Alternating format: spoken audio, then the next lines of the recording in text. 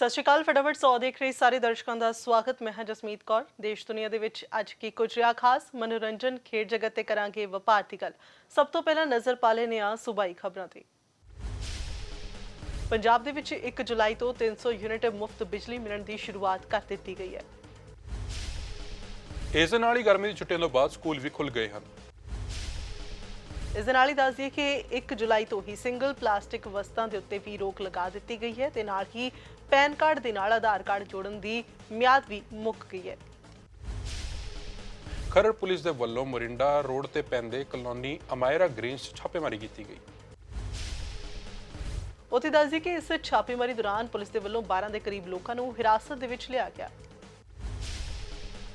ਦੱਸ ਦਈਏ ਕਿ ਪੁਲਿਸ ਦੇ ਵੱਲੋਂ ਲਾਰੈਂਸ ਬਿਸ਼ਨੋਈ ਦੇ ਖਰੜ 'ਚ ਹੋਣ ਕਾਰਨ ਸੁਰੱਖਿਆ ਨੂੰ ਲੈ ਕੇ ਸਖਤੀ ਕੀਤੀ ਜਾ ਰਹੀ ਹੈ ਤੇ ਬਿਨਾਂ ਤਫਤੀਸ਼ ਤੇ ਰਹਿ ਰਹੇ ਲੋਕਾਂ ਨੂੰ ਡਿਟੇਨ ਕੀਤਾ ਜਾ ਰਿਹਾ ਹੈ। ਗੁਰਦਾਸਪੁਰ 'ਚ ਗੁਪਤ ਸੂਚਨਾ ਦੇ ਆਧਾਰ ਤੇ ਕਾਰਵਾਈ ਕਰਦਿਆਂ ਪੁਲਿਸ ਵੱਲੋਂ 16 ਕਿਲੋ ਹੈਰੋਇਨ ਬਰਾਮਦ ਕੀਤੀ ਗਈ। ਬਰਾਮਦ ਹੋਏ ਹੀਰੋਇਨ ਦੀ ਕੌਮਾਂਤਰੀ ਕੀਮਤ 80 ਕਰੋੜ ਰੁਪਏ ਦੱਸੀ ਜਾ ਰਹੀ ਹੈ। ਦੱਸ ਦਈਏ ਕਿ ਬਰਾਮਦਗੀ ਦੀਨਾਨਗਰ ਦੇ ਵਿੱਚ ਨਾਕੇਬੰਦੀ ਦੇ ਦੌਰਾਨ ਚੱਲ ਰਹੀ ਚੈਕਿੰਗ ਦੇ ਵਿੱਚ ਕੀਤੀ ਗਈ। ਇਸ ਮਾਮਲੇ 'ਚ ਪੁਲਿਸ ਦੇ ਵੱਲੋਂ ਪ੍ਰੈਸ ਕਾਨਫਰੰਸ ਕੀਤੇ ਜਾਣ ਦੀ ਗੱਲ ਵੀ ਆਖੀ ਗਈ ਹੈ। ਸੂਬਾ ਸਰਕਾਰ ਵੱਲੋਂ ਰੇਤੇ ਦੀ ਨਾਜਾਇਜ਼ ਮਾਈਨਿੰਗ ਨੂੰ ਲੈ ਕੇ ਸਖਤੀ ਵਰਤੀ ਜਾ ਰਹੀ ਹੈ।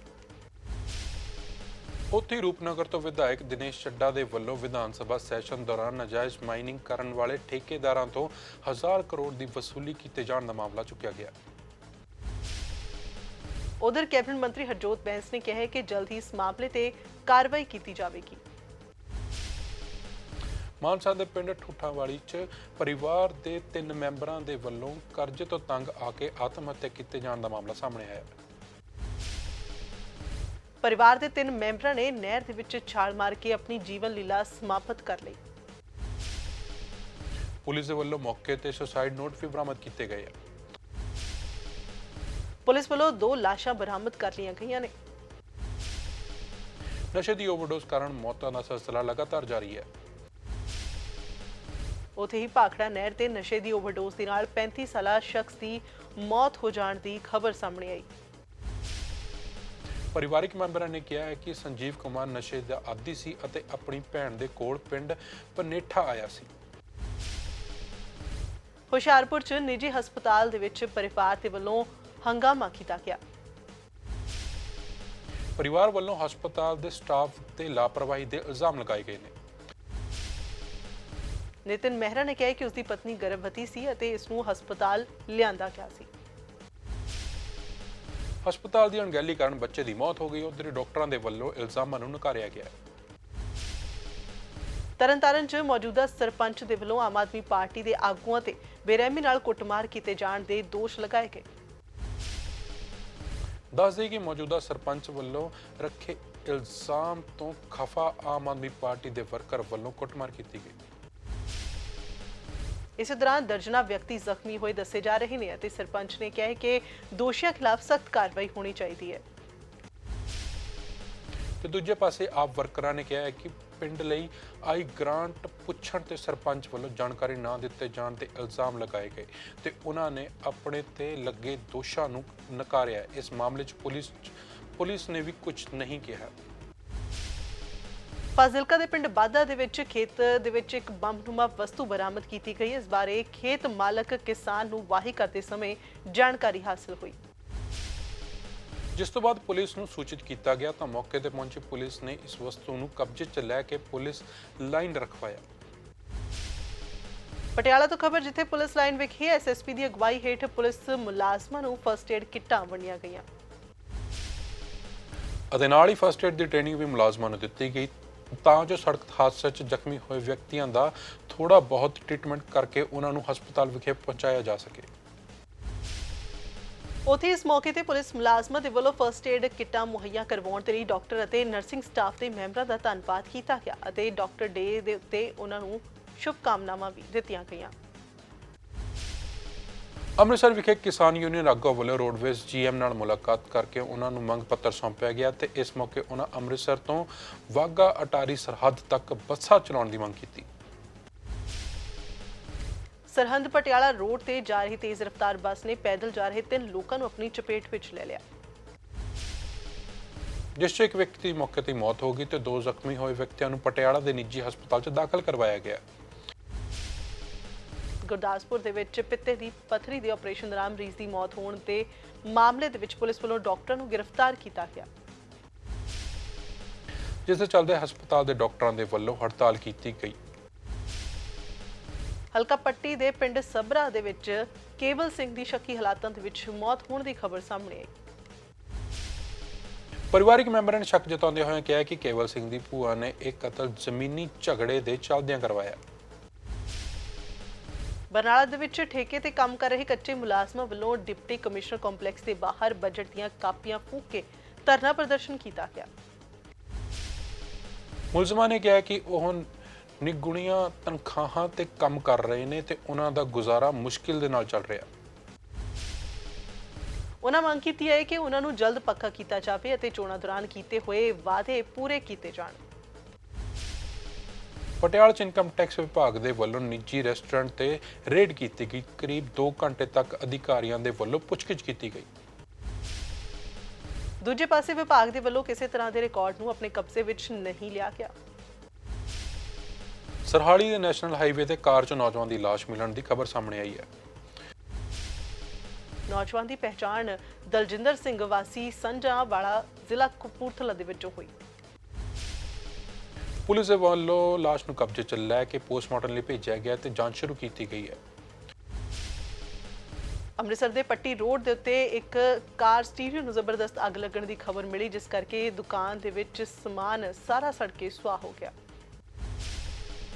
ਦੁਕਾਨਦਾਰ ਨੇ ਕਿਹਾ ਕਿ ਇਹ ਵੀ ਸੂਚਨਾ ਤੜਕਸਾਰ ਮਿਲੀ ਕਿ ਤੇ ਅੱਗ ਦੀ ਭਿਆਨਕ ਲਪਟਾ ਕਾਰਨ ਸਮਾਨ ਸੜ ਕੇ ਸੁਆਹ ਹੋ ਗਿਆ ਤੇ ਕਰੀਬ 10 ਲੱਖ ਦਾ ਨੁਕਸਾਨ ਦਾ ਖਦਸ਼ਾ ਜਤਾਇਆ ਗਿਆ। ਇੱਕ ਨਜ਼ਰ ਪਾ ਲੈਂਦੇ ਹਾਂ ਰਾਸ਼ਟਰੀ ਖਬਰਾਂ ਤੇ।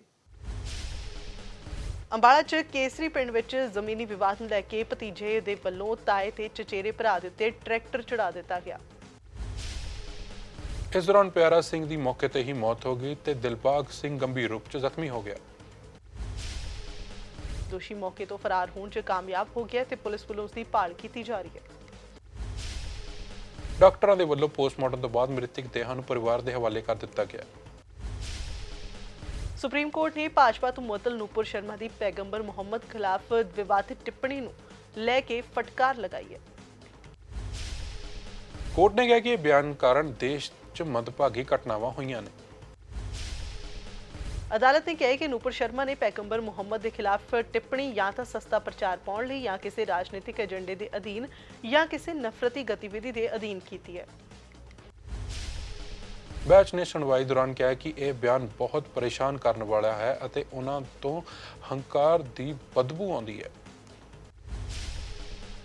ਭਗਵਾਨ ਜਗਨਨਾਥ ਦੀ 145ਵੀਂ ਰਥ ਯਾਤਰਾ ਅਹਿਮਦਾਬਾਦ ਦੇ ਵਿੱਚ ਸਖਤ ਸੁਰੱਖਿਆ ਹੇਠ ਸ਼ੁਰੂ ਕੀਤੀ ਗਈ ਅਤੇ ਗੁਜਰਾਤ ਦੇ ਮੁੱਖ ਮੰਤਰੀ ਵੱਲੋਂ ਪਹਿੰਦ ਵਿਧੀ ਰਸਮ ਅਦਾ ਕੀਤੀ ਗਈ। ਜਿਸ ਰਥ ਯਾਤਰਾ ਦੀ ਸ਼ੁਰੂਆਤ ਤੋਂ ਪਹਿਲਾਂ ਇੱਕ ਸੁਨਹਿਰੀ ਝਾੜੂ ਦਾ ਉਪਯੋਗ ਕਰਕੇ ਰਥਾਂ ਦਾ ਰਸਤਾ ਸਾਫ਼ ਕੀਤਾ ਜਾਂਦਾ ਹੈ। ਰੁਕ ਕਰਦੇ ਹਾਂ ਅੰਤਰਰਾਸ਼ਟਰੀ ਖਬਰਾਂ ਦੇ ਵੱਲ। ਸੰਧੀ ਸੰਗਠਨ ਸਿਖਰ ਸੰਮੇਲਨ ਦੇ ਅੰਤਿਮ ਦਿਨ ਅਮਰੀਕਾ ਦੇ ਰਾਸ਼ਟਰਪਤੀ ਜੋ ਬਾਈਡਨ ਨੇ ਯੂਕਰੇਨ ਨੂੰ 80 ਕਰੋੜ ਅਮਰੀਕੀ ਡਾਲਰ ਦੀ ਸਹਾਇਤਾ ਦਾ ਐਲਾਨ ਕੀਤਾ। ਬਾਈਡਨ ਨੇ ਕਿਹਾ ਕਿ ਨਵੀਂ ਸਹਾਇਤਾ 'ਚ ਐਡਵਾਂਸ 에ਅਰ ਡਿਫੈਂਸ ਸਿਸਟਮ ਵੀ ਸ਼ਾਮਲ ਹੋਵੇਗਾ। ਇਸ ਨੂੰ ਯੂਕਰੇਨ ਭੇਜਿਆ ਜਾ ਚੁੱਕਿਆ। ਬਾਈਡਨ ਨੇ ਕਿਹਾ ਕਿ ਆਉਣ ਵਾਲੇ ਦਿਨਾਂ ਦੇ ਵਿੱਚ ਪ੍ਰਸ਼ਾਸਨ ਦੇ ਵੱਲੋਂ ਪੈਕੇਜ ਦਾ ਰਸਮੀ ਤੌਰ ਤੇ ਵਿਸਥਾਰ ਕੀਤਾ ਜਾਵੇਗਾ। ਅਮਰੀਕਾ 'ਚ ਕੇਤਨਜੀ ਬਰਾਊਨ ਜੈਕਸਨ ਨੇ ਸੁਪਰੀਮ ਕੋਰਟ ਦੇ ਜੱਜ ਵਜੋਂ ਸਹੁੰ ਚੁੱਕੀ ਹੈ। 51 ਸਾਲਾ ਜੈਕਸਨ ਅਦਾਲਤ ਦੀ 116ਵੀਂ ਜੱਜ ਨੇ ਅਤੇ ਉਹਨਾਂ ਨੇ ਜੱਜ ਦੀ ਥਾਂ ਲਈ ਜਿਸ ਦੇ ਲਈ ਉਹਨਾਂ ਨੇ ਕਦੇ ਕੰਮ ਕੀਤਾ ਸੀ। ਅਮਰੀਕੀ ਪੌਪ ਗਾਇਕ ਆਰ ਕੈਲੀ ਨੂੰ ਔਰਤਾਂ ਦੇ ਬੱਚਿਆਂ ਦੇ ਜਿਨਸੀ ਸ਼ੋਸ਼ਣ ਦੇ ਦੋਸ਼ ਠਹਿਰਾਏ ਜਾਣ ਤੋਂ ਬਾਅਦ 30 ਸਾਲ ਕੈਦ ਸਜ਼ਾ ਸੁਣਾਈ ਗਈ। 55 ਸਾਲਾ ਕਲਾਕਾਰ ਨੂੰ ਪਿਛਲੇ ਸਾਲ ਸਤੰਬਰ ਦੇ ਵਿੱਚ ਨਿਊਯਾਰਕ 'ਚ ਯੌਨ ਤਸਕਰੀ ਦੇ ਨਾਲ ਸੰਬੰਧਿਤ ਅਪਰਾਧਾਂ 'ਚ ਦੋਸ਼ੀ ਪਾਇਆ ਗਿਆ। ਆਰ ਕੈਲੀ ਦੇ ਵਕੀਲ ਨੇ ਕਿਹਾ ਹੈ ਕਿ ਸਜ਼ਾ ਸੁਣਾਉਣ ਜਾਣ ਤੋਂ ਬਾਅਦ ਉਹ ਅੱਗੇ ਅਪੀਲ ਕਰੇਗਾ। ਕੁਦਰਤ ਦੇ ਸ਼ਾਨਦਾਰ ਦ੍ਰਿਸ਼ ਦੇਖ ਲੋਕ ਹੈਰਾਨ ਰਹਿ ਜਾਂਦੇ ਨੇ। ਜਦੋਂ ਕੋਈ ਤੂਫਾਨ ਬਾਰੇ ਸੋਚਦਾ ਹੈ ਤਾਂ ਹਰ ਕੋਈ ਤੂਫਾਨ ਅਤੇ ਬੇਕਾਬੂ ਮੌਸਮ ਦੀ ਕਲਪਨਾ ਕਰਦਾ ਹੈ। ਹਾਲ ਹੀ 'ਚ ਕੈਨੇਡਾ 'ਚ ਇੱਕ ਸ਼ਾਂਤ ਦਿਨ ਦੌਰਾਨ ਲੈਂਡ ਸਪਰਾਊਟ ਦੇਖਣ ਨੂੰ ਮਿਲਿਆ। ਵਪਾਰ ਜਗਤ 'ਚ ਕਿਹੜੇ ਉਤਾਰ ਚੜ੍ਹਾਅ, ਕਿਸ ਨੂੰ ਹੋਇਆ ਨੁਕਸਾਨ, ਕੌਣ ਰਿਹਾ ਫਾਇਦੇ 'ਚ, ਜਾਣਦੇ ਹਾਂ ਬਿਜ਼ਨਸ ਨਿਊਜ਼ 'ਚ। ਵੱਧਦੀ ਮਹਿੰਗਾਈ ਦਰਮਿਆਨ LPG ਸਿਲੰਡਰ ਦੀ ਕੀਮਤ ਦੇ ਵਿੱਚ ਰਾਹਤ ਦਿੱਤੀ ਗਈ ਹੈ। ਇਸ ਵਾਰ LPG ਸਿਲੰਡਰ ਦੀਆਂ ਕੀਮਤਾਂ 'ਚ 198 ਰੁਪਏ ਦੀ ਕਟੌਤੀ ਕੀਤੀ ਗਈ ਹੈ। ਇੰਡੀਅਨ ਆਇਲ ਦੇ ਵੱਲੋਂ ਜਾਰੀ ਕੀਤੀਆਂ ਕੀਮਤਾਂ ਮੁਤਾਬਕ ਰਾਜਧਾਨੀ ਦਿੱਲੀ ਦੇ ਵਿੱਚ 19 ਕਿਲੋ ਦਾ ਕਮਰਸ਼ੀਅਲ ਸਿਲੰਡਰ 198 ਰੁਪਏ ਸਸਤਾ ਹੋਇਆ। ਲੋਕਾਂ ਨੂੰ ਮਹਿੰਗਾਈ ਤੋਂ ਰਾਹਤ ਦੇਣ ਲਈ ਸਰਕਾਰ ਨੇ ਉਜਵਲ ਸਕੀਮ ਤਹਿਤ 200 ਰੁਪਏ ਪ੍ਰਤੀ ਸਿਲੰਡਰ ਸਬਸਿਡੀ ਦੇਣ ਦਾ ਐਲਾਨ ਕੀਤਾ ਸੀ ਤੇ ਸਬੰਧ ਸਬਸਿਡੀ ਸਾਲਾਨਾ ਸਿਰਫ 12 ਸਿਲੰਡਰ ਤੱਕ ਹੀ ਮਿਲੇਗੀ। ਸ਼ਰਾਬ ਨਿਰਮਾਤਾਵਾਂ ਦੇ ਸ਼ੇਅਰ ਕੈਲੰਡਰ ਦੇ ਸਾਲ 2022 ਦੇ ਵਿੱਚ ਹੁਣ ਤੱਕ 8 ਤੋਂ 32% ਦੇ ਵਿਚਕਾਰ ਕਮਜ਼ੋਰ ਹੋਏ ਨੇ। ਸ਼ਰਾਬ ਦੀਆਂ ਫੈਕਟਰੀਆਂ ਤੇ ਕੱਚੇ ਮਾਲ ਦੀਆਂ ਵਧੀਆਂ ਕੀਮਤਾਂ ਤੇ ਕਮਜ਼ੋਰ ਮੰਗ ਕਾਰਨ ਪ੍ਰਭਾਵਿਤ ਹੋਈਆਂ ਹਨ। ਸੂਬਾ ਸਰਕਾਰਾਂ ਨੇ ਟੈਕਸ ਘਟਾਇਆ, ਜਿਸ ਨਾਲ ਸੰਬੰਧਿਤ ਕੰਪਨੀਆਂ ਦੇ ਲਈ ਖਪਤਕਾਰਾਂ ਤੱਕ ਲਾਗਤ ਦੇ ਦਬਾਅ ਨੂੰ ਪਾਸ ਕਰਨ ਦੀ ਸੰਭਾਵਨਾ ਨੂੰ ਮਜ਼ਬੂਤ ਕੀਤਾ ਹੈ। ਰਿਲਾਇੰਸ ਨੇ RBL ਦੇ ਮਸ਼ਹੂਰ ਫੂਡ ਚੇਨ ਬ੍ਰਾਂਚ ਪੈਂਟ ਦੇ ਨਾਲ ਸਾਂਝੇਦਾਰੀ 'ਚ ਭਾਰਤ 'ਚ ਭੋਜਨ ਤੇ ਪੀਣ ਵਾਲੇ ਉਦਯੋਗ ਬ੍ਰਾਂਡ ਦੀ ਸ਼ੁਰੂਆਤ ਕੀਤੀ ਹੈ। ਇਸ ਦੇ ਵਿੱਚ ਪ੍ਰਿੰਟ ਅਤੇ ਰਿਲਾਇੰਸ ਮਜ਼ਬੂਤੀ ਦੇ ਨਾਲ ਕੰਮ ਕਰਨਗੀਆਂ ਅਤੇ ਉੱਥੇ ਦੱਸਦੀ ਹੱਥਾਂ ਨਾਲ ਬਣਿਆ ਹੋਇਆ ਖਾਣਾ ਵੀ ਇੱਥੇ ਪਰੋਸਿਆ ਜਾਂਦਾ ਹੈ ਤੇ ਇਸ ਨਾਲ ਭੋਜਨ ਨੂੰ ਨਵਾਂ ਫੈਸ਼ਨ ਬਣਾਇਆ ਜਾ ਰਿਹਾ ਹੈ। ਪੈਂਟ ਕੰਪਨੀ ਦੀ ਪਹਿਲੀ ਦੁਕਾਨ 1986 ਚ ਲੰਡਨ ਚ ਖੋਲੀ ਗਈ ਸੀ। ਹੁਣ ਦੇ ਸਮੇਂ 'ਚ 6 ਦੇਸ਼ਾਂ 'ਚ 550 ਦੇ ਕਰੀਬ ਫੂਡ ਸ਼ਾਪ ਨੇ। ਇੱਕ ਨਜ਼ਰ ਬਾਲੀਵੁੱਡ ਗੱਪਸ਼ਪ ਦੇ ਵੱਲ। ਕੁਝ ਸਮੇਂ ਪਹਿਲਾਂ ਸਲਮਾਨ ਖਾਨ ਅਤੇ ਉਹਨਾਂ ਦੇ ਪਿਤਾ ਸਲੀਮ ਖਾਨ ਨੂੰ ਧਮਕੀ ਭਰੀ ਚਿੱਠੀ ਮਿਲੀ ਸੀ ਤੇ ਉੱਥੇ ਹੀ ਹੁਣ ਅਦਾਕਾਰਾ ਸਵਰਾ ਭਾਸਕਰ ਨੂੰ ਜਾਨ ਤੋਂ ਮਾਰਨ ਦੀ ਧਮਕੀ ਮਿਲੀ ਹੈ। ਅਦਾਕਾਰਾ ਨੂੰ ਉਹਨਾਂ ਦੇ ਘਰ ਤੇ ਸਪੀਡ ਪੋਸਟ ਦੇ ਰਾਹੀਂ ਇੱਕ ਚਿੱਠੀ ਮਿਲੀ ਹੈ, ਜਿਸ ਦੇ ਵਿੱਚ ਸਵਰਾ ਨੂੰ ਜਾਨ ਤੋਂ ਮਾਰਨ ਦੀ ਗੱਲ ਕਹੀ ਗਈ। ਇਸ ਚਿੱਠੀ ਦੇ ਮਿਲਣ ਤੋਂ ਬਾਅਦ ਸਵਰਾ ਨੇ ਪੁਲਿਸ ਸਟੇਸ਼ਨ 'ਚ ਸ਼ਿਕਾਇਤ ਦਰਜ ਕਰਵਾਈ ਹੈ। ਫਿਲਮ KGF ਦੇ ਵਿੱਚ ਐਂਡਰਿਊ ਦਾ ਕਿਰਦਾਰ ਨਿਭਾਉਣ ਵਾਲੇ ਅਦਾਕਾਰ BS ਅਵਿਨਾਸ਼ ਸੜਕ ਹਾਦਸੇ ਦਾ ਸ਼ਿਕਾਰ ਹੋ ਗਏ। ਬੀਤੇ ਦਿਨੀ ਬੈਂਗਲੁਰੂ 'ਚ ਅਦਾਕਾਰ ਦੀ ਕਾਰ ਟਰੱਕ ਨਾਲ ਟਕਰਾ ਗਈ ਸੀ। ਰਾਹਤ ਦੀ ਗੱਲ ਇਹ ਰਹੀ ਕਿ ਉਹਨਾਂ ਨੂੰ ਕੋਈ ਗੰਭੀਰ ਸੱਟ ਨਹੀਂ ਲੱਗੀ। ਅਵਿਨਾਸ਼ ਨੇ ਆਪਣੇ ਨਾਲ ਹੋਏ ਹਾਦਸੇ ਦੀ ਜਾਣਕਾਰੀ ਸੋਸ਼ਲ ਮੀਡੀਆ ਤੇ ਪ੍ਰਸ਼ੰਸਕਾਂ ਦੇ ਨਾਲ ਸਾਂਝੀ ਕੀਤੀ ਅਤੇ ਉਹਨਾਂ ਦੀ ਸਿਹਤ ਲਈ ਪ੍ਰਾਰਥਨਾ ਕਰਨ ਵਾਲੇ ਪ੍ਰਸ਼ੰਸਕਾਂ ਦਾ ਧੰਨਵਾਦ ਵੀ ਕੀਤਾ। ਬਿਗ ਬੌਸ 16 ਦੇ ਨਿਰਮਾਤਾਵਾਂ ਨੇ ਸੀਜ਼ਨ ਤੇ ਸੁਪਰ ਹਿੱਟ ਬਣਾਉਣ ਦੇ ਲਈ ਤਿਆਰੀ ਕਰ ਲਈ ਹੈ। ਇਸ ਵਾਰ ਬਾਲੀਵੁੱਡ ਤੇ TV ਦੇ ਮਸ਼ਹੂਰ ਚਿਹਰੇ ਪਹੁੰਚ ਕਰ ਰਹੇ ਨੇ। ਇਹਨਾਂ ਪ੍ਰਤੀਯੋਗੀਆਂ ਦੇ ਵਿੱਚ ਸ਼ਾਇਨੀ ਆਹੂਜਾ ਦਾ ਨਾਮ ਵੀ ਜੁੜ ਗਿਆ ਹੈ ਤੇ ਕਿਹਾ ਜਾ ਰਿਹਾ ਹੈ ਕਿ ਬਿਗ ਬੌਸ ਦੇ ਘਰ ਦੇ ਵਿੱਚ ਸ਼ਾਇਨੀ ਆਹੂਜਾ ਦੀ ਐਂਟਰੀ ਦੇਖਣ ਨੂੰ ਮਿਲ ਸਕਦੀ ਹੈ। ਨਿਰਮਾਤਾਵਾਂ ਨੇ ਸ਼ੋਅ ਦੀ ਸ਼ਾਈਨ ਨੂੰ ਲੈਣ ਲਈ ਪੂਰੀ ਕੋਸ਼ਿਸ਼ ਕਰੀ ਹੈ। ਰੁਕ ਕਰਦੇ ਹਾਂ ਖੇਡ ਦੇ ਮੈਦਾਨ ਦੇ ਵੱਲ। ਜੰਮੂ ਕਸ਼ਮੀਰ ਦੇ ਆਦਿਲ ਅਲਤਾਫ ਨੇ ਹਰਿਆਣਾ ਤੇ ਪੰਚਕੂਲਾ 'ਚ ਖੇਲੋ ਇੰਡੀਆ ਯੂਥ ਗੇਮਸ ਦੇ ਚੱਲਦੇ 70 ਕਿਲੋਮੀਟਰ ਸਾਈਕਲਿੰਗ ਮੁਕਾਬਲੇ 'ਚ 골ਡ ਮੈਡਲ ਜਿੱਤਿਆ। ਪਹਿਲਾ ਸਾਈਕਲਿੰਗ 골ਡ ਮੈਡਲ ਜਿੱਤਣ ਵਾਲੇ ਅਲਤਾਫ ਗਰੀਬ ਪਰਿਵਾਰ ਤੋਂ ਹਨ। 골ਡ ਮੈਡਲ ਜਿੱਤ ਕੇ ਅਲਤਾਫ ਨੇ ਖੁਦ ਨੂੰ ਦੇਸ਼ ਦੇ ਟੌਪ ਸਾਈਕਲਿਸਟਾਂ 'ਚ ਸ਼ਾਮਿਲ ਕਰ ਲਿਆ। ਖੇਲੋ ਇੰਡੀਆ ਯੂਥ ਗੇਮਸ ਦੇ ਵਿੱਚ ਸ਼ਾਮਿਲ ਹੋਣ ਦੇ ਲਈ ਅਲਤਾਫ ਨੇ ਪੂਰੇ 1 ਸਾਲ ਪੰਜਾਬ ਦੇ NIS ਪਟਿਆਲਾ 'ਚ ਤਿਆਰੀ ਕੀਤੀ। ਇਸ ਦੌਰਾਨ ਉਹਨਾਂ ਨੇ ਰੋਜ਼ਾਨਾ 80 ਤੋਂ 100 ਕਿਲੋਮੀਟਰ ਤੱਕ ਸਾਈਕਲਿੰਗ ਕੀਤੀ ਹੈ।